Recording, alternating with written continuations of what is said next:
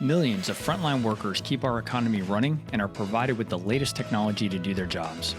But digital adoption, especially by frontline workers, is really hard. This is Frontline Innovators. We explore how to overcome challenges and achieve success when we empower our essential workers. I'm Justin Lake. And I'm Gene Signorini. Together, we speak with experts who are leading the way and driving digital transformation to the front line. This podcast is sponsored by Skillful, on a mission to help frontline workers learn and use the technology needed to succeed in their jobs. Welcome to the Frontline Innovators podcast. I'm your host, Justin Lake, and we've got a really good episode lined up for today. I'm going to read something that came off of this next guest's LinkedIn profile because I thought she described herself in a very interesting way that I want to share with you. So today's guest is an experienced change manager who embraces technology to build change management programs for organizations. She is a subscriber to, quote, "If you can't measure it, you can't manage it," unquote, and therefore applies tools with discipline tracking, successes and failures for change initiatives. I absolutely love that part of your LinkedIn profile. She is currently the Change Enablement Lead at MTX Group. Please welcome to the show, Casi Morris. Hi, Justin. Thank you for having me. I'm so glad you're here. And I really did sincerely love how you wrote that up. That was just a small snippet. So I'd encourage all of our listeners to go out and look at your LinkedIn profile. You've got some great snippets just in your LinkedIn profile. That was educational just in and of itself. And I've really tried to have conversations with guests about how we're managing or how we're measuring the effectiveness of these programs. And so the fact that you put that in your LinkedIn profile, it just kind of really stood out to me. And it was something that I want us to be able to talk about more. So let's start off as we always do with the show. And we'd like to get your take on what you think is the biggest challenge facing the deskless workforce today. Yeah, so I think that I'm probably in agreement with the rest of my change manager colleagues who are concerned about the rapid speed of change. We've been talking about the speed of change for decades in change management.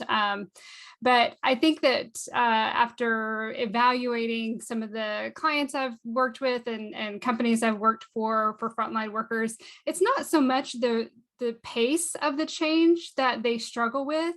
It's the shifting priorities. It's what do I focus on today? What needs to come off? And making those decisions. And those are very, very difficult decisions to make that leads to that kind of paralysis and slowdown. It's not that we're hitting them necessarily with too much at once. It's they don't know how to prioritize what they should be working on. Yeah, I think that's a really fair concern. And what we've seen, we've had some customers give us some feedback lately about their organizations where they said that their frontline workers have actually kind of shut down their willingness to change in part just because of what you just said. Excuse me, the changing of priorities and the frequency of change just period meant that why should I absorb this change if I know that this thing's just going to change down the road again, right? Absolutely. I think that is true for all of us in most things, but certainly with frontline workers, what I see is that they're very, very busy. They're being pulled in lots of different directions. And we don't do a very good job of saying, this change, this one is more important than these. And that's a leadership thing, right? So you got to have your C-suite willing to say, you know what, yeah, this initiative is more important than last quarter's initiative. So you're going to tie that off and just focus on this and have those conversations. I had a wonderful boss one time who I would go in and say, okay, here's everything I'm working on. And he eventually taught me to come in and say, okay, here's everything I'm going to stop working on this week. And what's coming off my plate became the nature of the conversation. And we don't do that enough. That's brilliant. I had a boss that I worked with in the past who used to say things like, we need to be laser focused on these 10 things. And I used to say, a laser, like it's actually a really fine point. The whole purpose of laser focus is that it can't be on 10 things at one time. Exactly. Yeah. You're talking about an array. Exactly. Which is completely different. So change the metaphor or something. Yes. But the other thing, when I think about prioritization, and I love that you talked about what needs to come off the list, that is something we often don't do. And this isn't just limited to frontline workers. This is really all relationships between leadership and the folks that they are leading, is that we can't keep saying, well, here's the new priority, here's the new priority, here's the new priority, without saying, here's where we have some give. to, reduce the priority of these other things so that we can make room for these other higher priorities? Absolutely. I think it's something that's really lacking when I look at my PMO brethren about project planning and the things we build in. We very rarely build in exit ramps. How do we get out of this? At what point can we peel off different stakeholders and give them their lives back? Yeah. Give them those hours in their day back. And we don't build that into our planning when we're planning these strategies and initiatives. Yeah. So common problem. Well, and many of the frontline worker roles that we talk about here in the show are largely, task-driven roles. They have a certain set of things that need to be accomplished in a given day, whether that's a number of deliveries they have to make, a number of customers they have to face, a number of calls they have to handle, whatever the case may be. And those things, we never give them really much relief from having to meet all of those other requirements of their job. So when we're introducing new change and new priorities into the organization, we have to realize that there's not an unlimited number of hours in the day. They're at some point they're going to reach capacity. Exactly. I was in a team meeting this week, and we started talking about the meetings we were going to set up with our stakeholders. And we said, okay, we're going to have this daily and that weekly and this team and that team. And so finally we get to the end, we're like, okay, we got it. And then it was like, wait a second, we have just we sat down and added it all up. We need 11 hours a week just in standing meetings from this team. Back it up. Is that really how we intend to manage this? So, it's really about, sometimes it's just about doing the math. Just adding up what your ask is. What amount of productivity are we willing to give up in the short term, right, to help facilitate this change? And if the answer is none or very little, then we need to look at what we're expecting of that. Exactly. And if it's none or very little, then it's a low priority. Right. So let's shift. Let's move. That's exactly right. So to me, it always comes back to what's the priority here?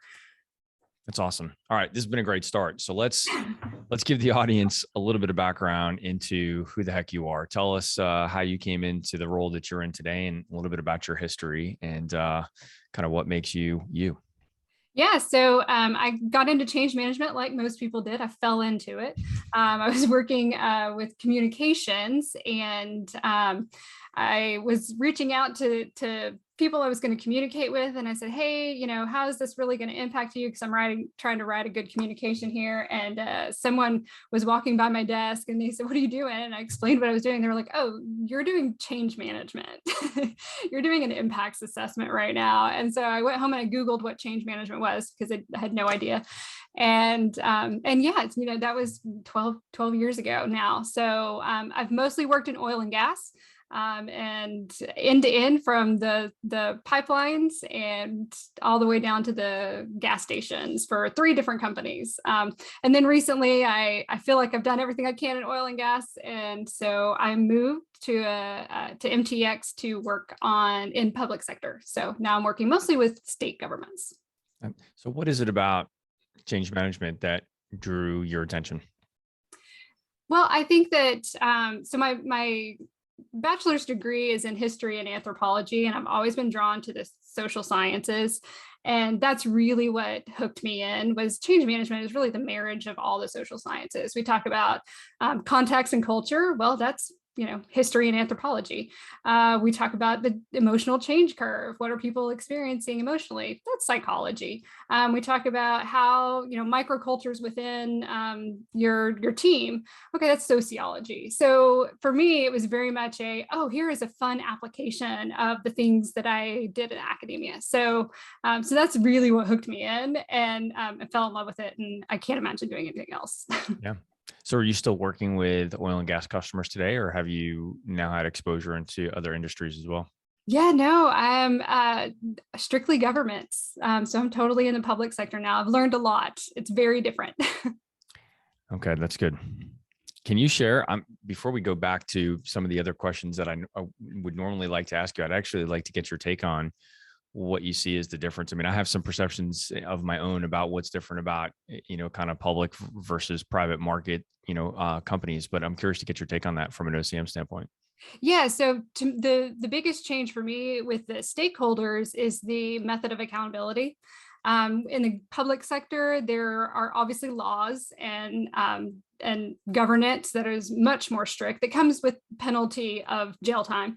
Whereas in the private industry, in the oil and gas, it was much more usually commercially motivated. What's going to turn a profit? We have shareholders that we need to account for. So the motivations of the employees are very different. So that's been so far. That's the modes of accountability are the biggest difference for me as far as the stakeholders. Change management itself, is pretty agnostic to industry, and so the methodologies all still apply. Yeah. That actually makes quite a bit of sense. It really, the motivations are very different as you think about it. But I guess like the psychology side of things is probably going to be pretty consistent, I would guess, with the humans. Absolutely. Yeah. We had a go live this week. And so here's some neuropsychology piece of it. When your brain is learning something new, it uses more energy and it burns more calories. And so I know this and my team knows this. And so we sent a team up to the cutover location and we sent them with a bunch of snacks. And they were like, well, this is nice, but what? I said, no, there's great science behind this. You got to give people snacks on a go live day. So that's universal. It's just an example of all the little universal pieces, because we're all humans.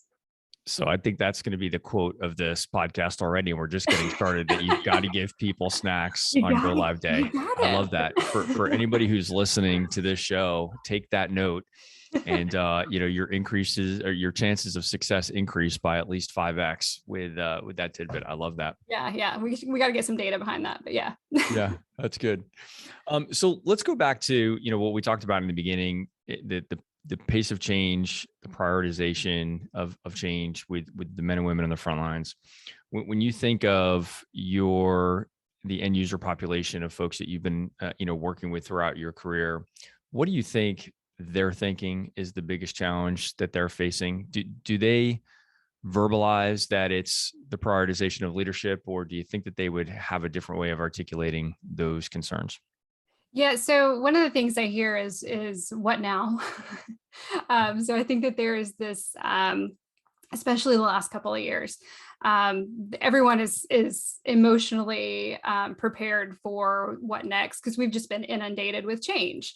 And so I see a lot more of just hands thrown up in the air and just I relent. Just what next? Just hit me with it. And so what I'm finding is it's harder, much more difficult to get folks excited and enthusiastic about any change, and even when it's something incredibly beneficial to them or to their colleagues or to their constituents or customers. It's very hard to get people excited for change. Much harder than it's ever been. So that kind of speaks to, for all of the change management folks we've had on the show that have emphasized the need to articulate to the men and women on the front lines what's in it for them, to build that desire, phase of this. So how do we overcome that? Because what you're saying makes perfect sense, right? There's just fatigue for change at work, change at home, change in the world, right? So how do we help them overcome that so that we can be successful together? Yeah, so there's one thing that I always start with, and we all start with, is the why statement for any change. Why are we doing this? And it's lovely when there's a tidy 2-sentence, 36-word why statement, but it's rarely that way. So what I do is I look for, okay, what is the why that is inspiring? What is the why that is getting the feel good, the benefits? Yes. Okay, let's write those down. Okay, what's the why that is the enforcement? What's the one that's going to say, okay, we have to do this because of a law, or we have to do this because if we don't, we're going to lose money. There's always some, means of enforcing, or there's a new policy, whatever it is. And then there's also, incentivize. So I've got inspire, enforce, and then incentivize. And that's really the what's in it for me. And it is, sometimes it's your bonus, but sometimes it's less tangible than that. If I can figure out those three pieces, and it's really, what's in it for me, what's in it for us.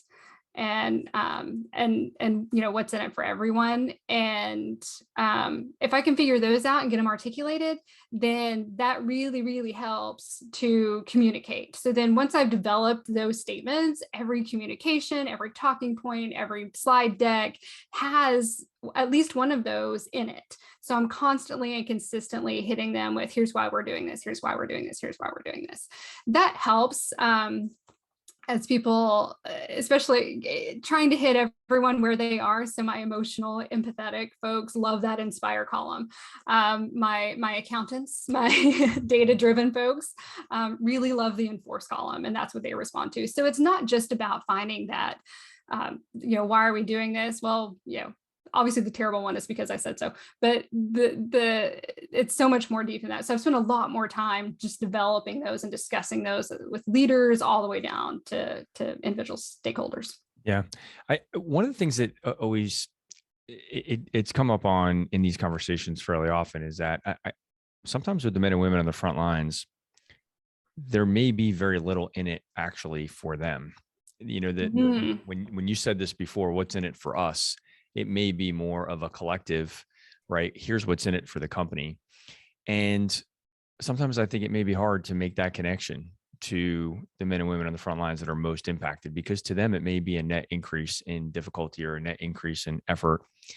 And in the long run, it may not save them any time. In fact, it may take actually a little bit more time to do this thing because we're trying to collect more data. When you're doing a work order in the field, doing a service visit, we may be asking you to collect more information than we asked you before. So the byproduct of that is that you're going to get less work orders done, fewer work orders done in a single day. But the data that we get from each one of those will be richer, and there are downstream positive implications to that, right? But to that worker who's always been judged based on, well, how many work orders can you crank out in a week?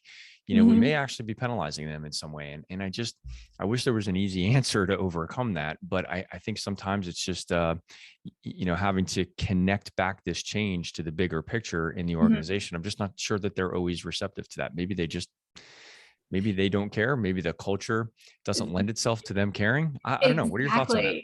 Yeah, so I've definitely rolled out projects that did that exact thing. And so certainly identifying it is critical. And that's where, we get into impacts assessments and impacts analysis and really focus groups and really understanding. So you can respond with going back to HR and saying, hey, you need to redo the bonus structure so that we're not penalizing this group of people, and really handle it policy-wide. If you can't get that done, if there's really nothing you can do on that end, then having to convince people that it's best for the company is a little hard. So one time though, we were going to announce something like this. We knew it was going to go bad. And so we timed it to right after our company picnic. So we brought everyone together and everyone's like, oh yeah, there's Martha over in accounts receivable and her kids and my kids get along great. And so then we made this announcement and said, okay, here's what's happening. And yeah, we understand this is more work for you, but it's going to make it easier for Martha. And she would really appreciate it. And then we had them. So, so sometimes you just kind of have to be a little bit more strategic about those things, and because 99.9% of people are good people and they want to do for their colleagues, and they want to do right. So you just have to find that and appeal to it. Well, and what you just said really reinforces the importance of building those types of relationships, even when they're not necessary, so that when they are necessary, those relationships are already there. So one of the things that you mentioned in that 3-part, inspire, enforce, and incentivize, I really want to learn more about the incentivize phase of this. I haven't heard many good examples of incentives, and I'm curious to see if you've unlocked the code, the secret code to how to do incentives, particularly around digital transformation initiatives, frontline workers, a lot of the things that we talk about this on the show. I'm curious to get your take on that. Yeah, so when we think incentivize, we almost always think bonus or Amazon gift card, right? Something tangible, a t-shirt, something like that. When I think of incentivize, though, I'm thinking much more of the kind of the less tangible benefits of doing any transformation or digital technology project. So I'm looking for those things that are, we're going to save you time by automating this process. And so you, instead of doing these 7 steps, you're now just going to do these 2. And so I have like some sort of visual. So, get over the hump, and then this is going to get a lot easier for you. So I'm looking for those sorts of things that I can showcase to our stakeholders about incentivize. Trying to think of other examples off the top of my head. But yeah, it's a group effort when you go to find these things. There's usually 7 to 10 of us in a room saying, why are we doing this? And if we don't have a good answer, then usually it's, let's go back and figure out why we're doing it. If we don't know why we're doing this, we can't do it. Yeah. So how do you collect that feedback from the field? Because to make it relevant for them, it's probably can't be your ideas that you're telling them as the benefits to them, right? But to go solicit some feedback. So what are the mechanisms that you use to solicit some of that feedback from the folks in the field? Yeah, I'm old school. I just pick up my phone and call. You can't forsake conversations. You just got to talk to folks. We use texting, of course. We'll bring in a focus group, but that's an hour and a half ask of folks who do not have time. And so generally I'll get my sample size together, and I'll just get on the wire, get on the phone and call folks up and chat with them, take notes and go from there. And then I take it back and I'll make my project sponsors and the guys in the office sit down with me for 2 hours and articulate. And go through that. Are there any examples that come to mind of like surprising insights that you've gleaned from that outreach? Oh yeah, so we were going to deploy iPads out to some field workers who we needed to get some more data from them. This is pipeline, so they're out in the middle of nowhere often. And so he said, "Yeah, no, I'm happy to do that." But I'm in the middle of nowhere. There is no Wi-Fi. There is no cell towers. And I was calling him at his hotel room that evening. And he goes, "I can do that, but I don't have internet." So, so what the project then transformed into is we're putting hotspots in all the trucks. Yeah. And so that's kind of an example of, we need to step back here and rethink this. But then there's also been moments where I thought I was going to get a lot of pushback on something, and they were like, "Sure, no problem." And then I thought like, "Hey, this is such a win for you. You're going to be able to do X, Y. We're going to get you out of paper for your time cards and, put you in an app on your phone to do your timesheets." And, they were like, "We hate this. Give us our paper back." So usually I'm shocked by their response more than anything. But it's always worth it. It's always been worth it to just call up a few folks. Yeah. Yeah. Actually, that paper example that you were just talking about with the timesheets, you're reminding me of a project I did a long time ago, and I won't mention any proper names here to protect the innocent and the guilty. But we were automating what had been previously paper-based processes for a food and beverage distribution company, and some of the folks on my team that were involved in that project were getting just massive pushback from the guys in the field, and it seemed completely irrational to us at the time. Well, what we came to find out, through that process is that there was a lot of wheeling and dealing going on in their business, right? And so through the process of digitization of this process, we were really constraining their ability to wheel and deal in the marketplace like they had been doing before. There were probably a lot of unscrupulous activities going on at the same time. Mm-hmm. And that was kind of a shock to the system on our side, because it didn't even occur to us that the people involved would be, scamming the system. And so this approach to automate some of these processes, I realized later, in hindsight, that the company was implementing this technology in part to squash, some of these challenges. But the massive amount of pushback that we got from those folks, because it was going to be closing off a way that they had been accustomed to, was really a difficult change. And it led to people leaving. It led to people being reprimanded. It led to a whole bunch of stuff. So when you just think about like, hey, it's just so simple, we're just going to roll out a handheld now, instead of this paper-based process, this is going to be so much easier than before. But it really was a threat to what they considered the way that they did things, or the way that they did things, not the way they considered it, but yeah. the way that they considered, normalcy. And so just these were things that had not been predicted in the conference rooms until we got out in the field, right? And then we got out in the field and we started seeing the pushback, and we're like, geez, this is unusual. Why is this happening? Yeah. And that definitely informed me going forward to not be so naive and really try to think about what are the real implications of this, not just the obvious business implications, but how can we peel this back a little bit to figure out those things that maybe aren't on the surface that we need to dig a little deeper for, that could be impactful to how this change is adopted. Absolutely. One of the things we talk about all the time is the root of most change resistance is a fear of something. And we talk about fear of, we say the word automate and everyone thinks they're going to lose their job. So we talk about those sorts of fears all the time. But one of the things that I come across every single project I do that we don't necessarily think about is the loss of status.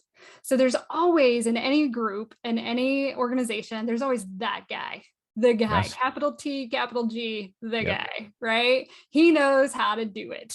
And he's been doing it for years. And he knows and takes pride in that. Yeah. And if you have a problem, you call the guy. And so, and I see this within IT as well, that we'll introduce a new technology and, we've got our communications, we got our training, and we're, no one's going to lose a job. We do all the reassuring pieces of it. And then we have someone who's just massively pushing back. And I almost always ask, is he the expert in this? Is he the SME in the old way? And it is pretty consistently yes. And so what happens to that individual is they're now, instead of the guy, they're not now on the exact same level, the exact same plane as all of their colleagues. They're no longer the go-to guy. They have lost status amongst their peer group. And that is intangible. It wasn't in their job description. They weren't being paid extra for it. It was just a status piece of it. And when we take that away from them, then we're, shaking up that whole structure. And so, that's always something to be aware of. And that's now something I ask very early in projects is, who's the guy? Yeah. You just made me think of something that is very relevant to some challenges that we see in my day job, as I refer to it at Skillful, where we've noticed that there's a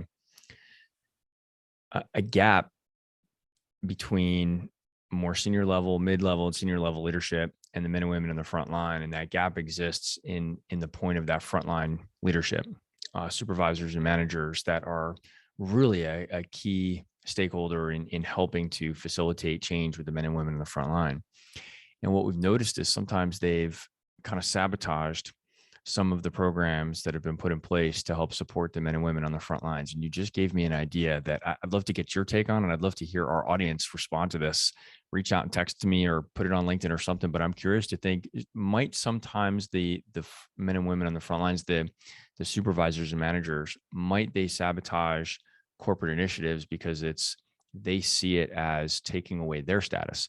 They want to be the go-to person. They want to be the one that all the men and women on the front lines have to come to for answers. Mm-hmm. And so when we put programs and systems in place that try to facilitate maybe needing them less for good intent, not to decapitate them in the process, but to allow them to be more efficient in their job. But does that give them a feeling like, hey, if everybody doesn't need to come to me, then what the hell is my job for? Yes, absolutely. It's that loss of influence, loss of status. And we call them gatekeepers, are folks who really see their value less as a leader, offering coaching and guidance and shepherding for their employees, and more of I have more information. Right. And that's where they see their value. And so it's really hard to coach that. And we almost always have to get an HR person involved so that we can kind of coach them more towards no, you're a manager of people first. But that is absolutely a thing. And it's kind of hard to spot, but it's not impossible to overcome. Yeah. It's interesting because I've come to realize that those folks that we're talking about, those frontline leaders, are probably managers for the first time, and they've had the least amount of leadership development invested in them overall, right? They may have been doing the job as a field service tech yesterday or a delivery driver just yesterday, and now just this month they got promoted to be a manager. Mm-hmm. And they got promoted probably in part because they did know a lot of stuff. Yes. They were one of the more knowledgeable people on the team. And so now they got a new, title to go with the new role, and their default action is to continue to be that SME, right? A subject matter expert, and can't separate themselves, from the leadership capacity there. Oh, absolutely. So what we see is the guy who got promoted was because he was the best at the job. Yeah. And so his main skill is, doing this Doing piece that of the thing. work. And so then they manage thinking, okay, everyone just needs to do it like me because that was successful. And that's not how people work. Yeah. We're all very, very different styles, different approaches, different strengths and weaknesses.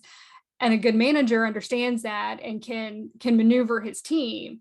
But the guy who got promoted because he was just the very best at it doesn't have that training and knowledge to know how to do that.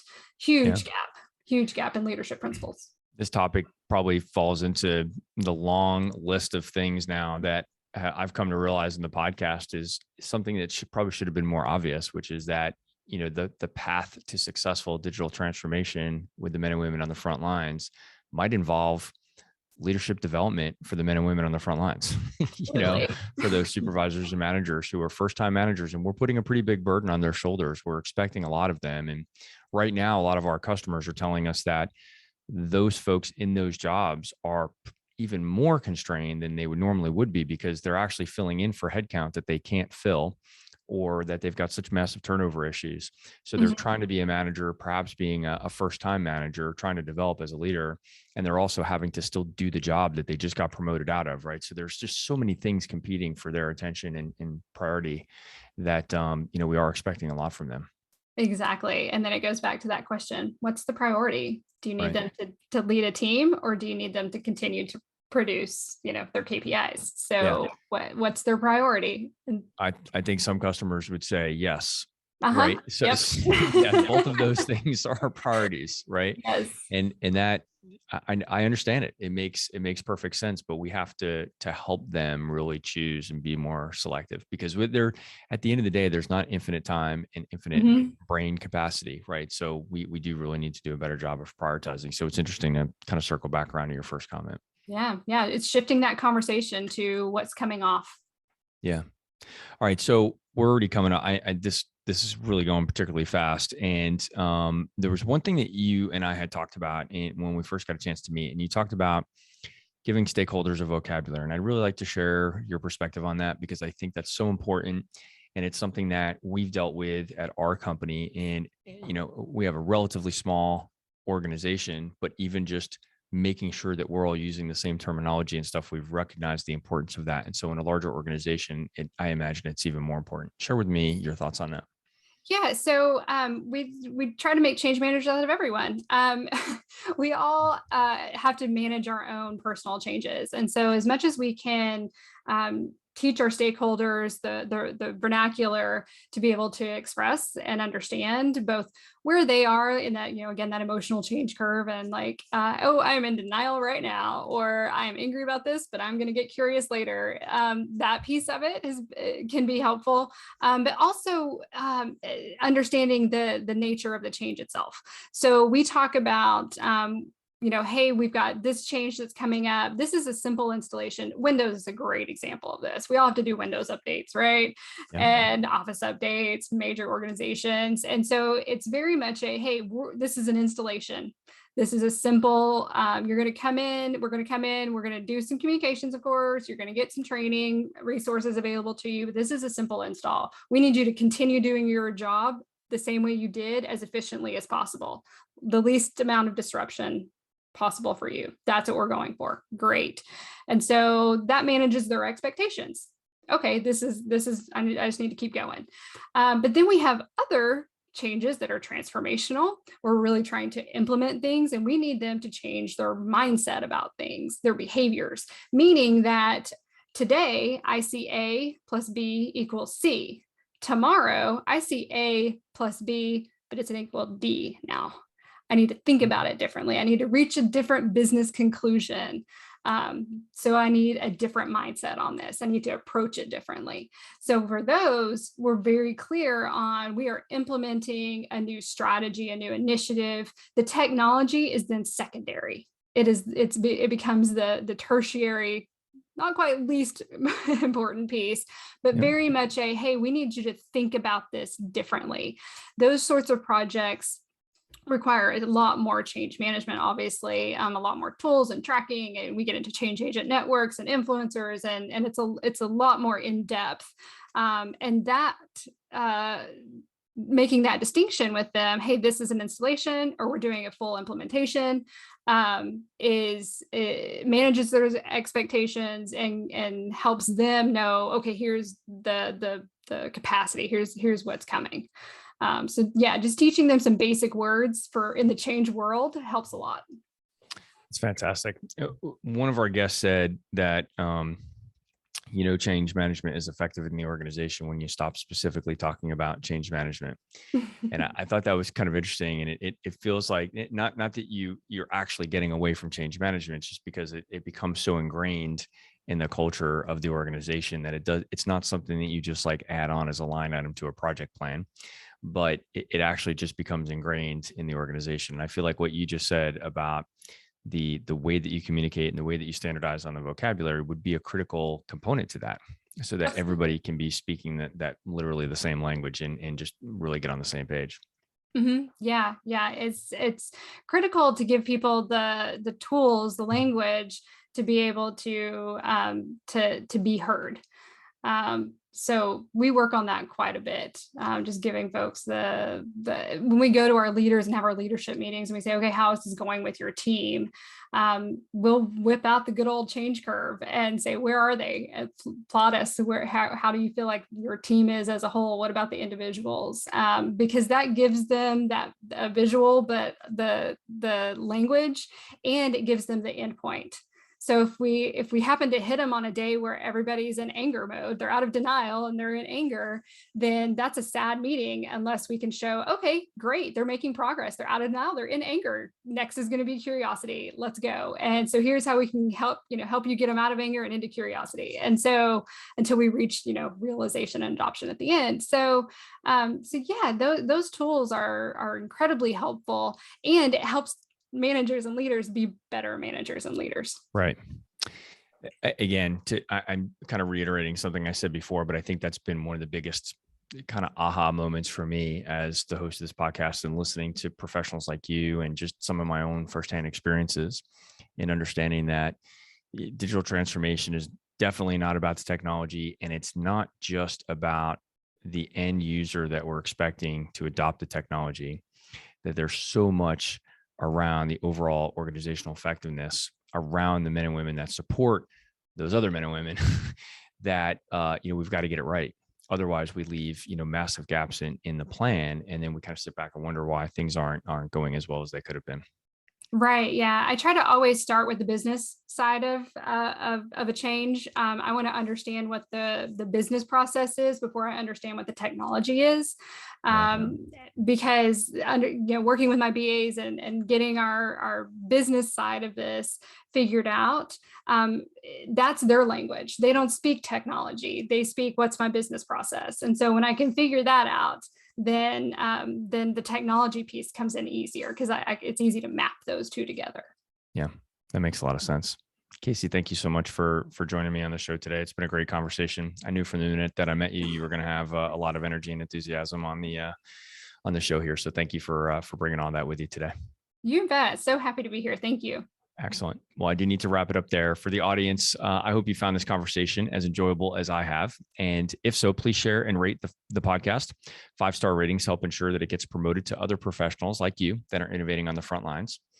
Remember, this podcast is sponsored by Skillful, the mobile digital adoption platform for deskless and frontline workers. Visit the website at skyllful.com. And we're always looking for more guests. And as I mentioned on a couple of the recent shows, we're not getting away from talking to OCM professionals, but we really do want to add a little bit more more folks that are involved in the learning and development side of things specifically, and how we're delivering training and communication to the men and women on the front line. So if you have other colleagues, and I'd say this to you, Casi, and to the others that are listening, if you know folks with an L&D background and learning technology background that you think would be a great guest on the show, we'd love to have them here and have them on a future episode. So reach out to me on LinkedIn or get in touch with me via email, and look forward to getting in touch. Casi, thanks again for being on the show today. Thank you again.